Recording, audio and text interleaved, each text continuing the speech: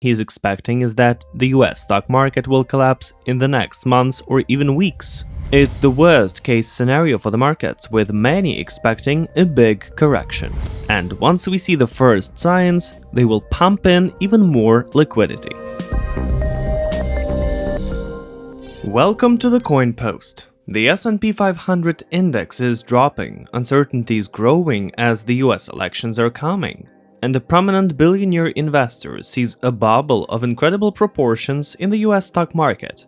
And he's predicting it's gonna burst soon. Like very, very soon.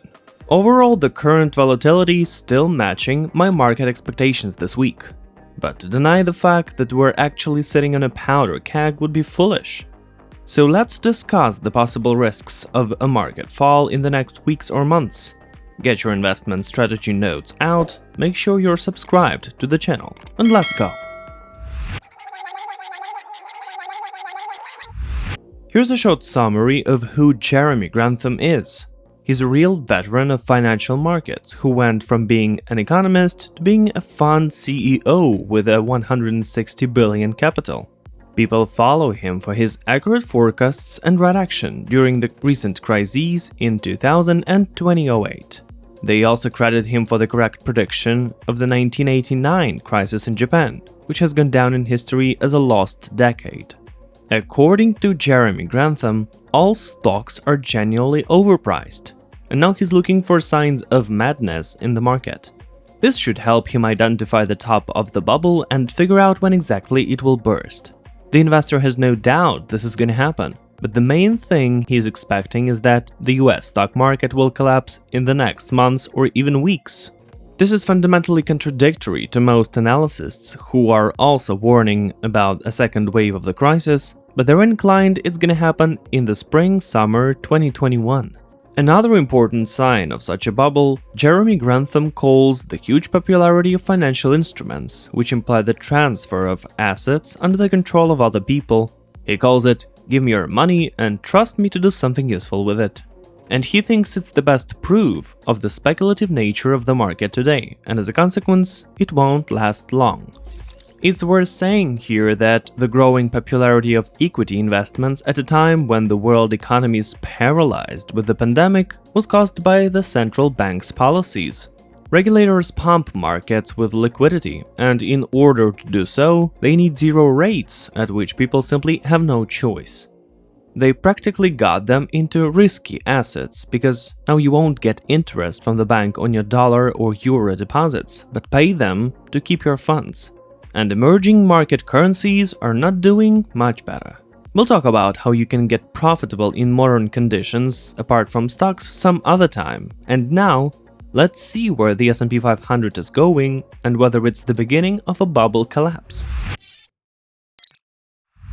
So, on Monday the S&P 500 fell almost 3%, as well as the shares of our favorite IT giants like Google, Facebook, Microsoft, and the rest also dropped. They now account for a large share of the market, and the fact that their shares are in the green zone gives hope there will be no further collapse. I assumed that in the run-up to the election, American stocks would face great volatility. There are three reasons for this. The first one, coronavirus and the new lockdowns, which will methodically drive the economy crazy, and everyone remembers how the stock market reacted in March. The second reason is that Republicans and Democrats cannot agree, but in fact they just don't want to accept a second stimulus package before the election, so it doesn't become a bonus for the rival. And the third reason, which is probably the main one, is that this US election is highly likely to end with nothing, and they will be choosing their new president for months. It's the worst case scenario for the markets, with many expecting a big correction. So big players are reluctant to take risks and prefer to spend their time with cash. So they sold the stock, stocked up on the popcorn, and prepared for a fascinating end to the White House fight between Trump and Biden. So could the current correction be the beginning of an end? In theory, we really need one big blow for the pendulum to swing, the markets to collapse, and the US election could cause all that. Of course, controversial election results wouldn't be enough. We need something like massive riots, states separating for each candidate, and so on. The only thing we can do here is cross our fingers so it doesn't come to this. Or not. It depends on your attitude towards the US and the amount of money invested in the stock. Proponents that the stock market is not in danger of the March crash have their reasons too. They believe that the Fed and other regulators will not let the markets collapse, and once we see the first signs, they will pump in even more liquidity. Because the experience of the 2008 crisis shows that a lot of printed money doesn't necessarily lead to hyperinflation. The same technique was successfully reused in the spring, and inflation did not occur either. So as soon as markets make a huge correction, they will be overwhelmed with extra liquidity. Besides, once the election is over and a second relief package is adopted, the S&P 500 will get its long-awaited money. Because politicians in the US realize, or should realize eventually, that they have one big country. And why throw punches when the fight is over, right? In conclusion, let's do this. Give this video a thumbs up if you believe that markets will not fall by the end of 2020. Or comment on why the crash is gonna happen right here and now.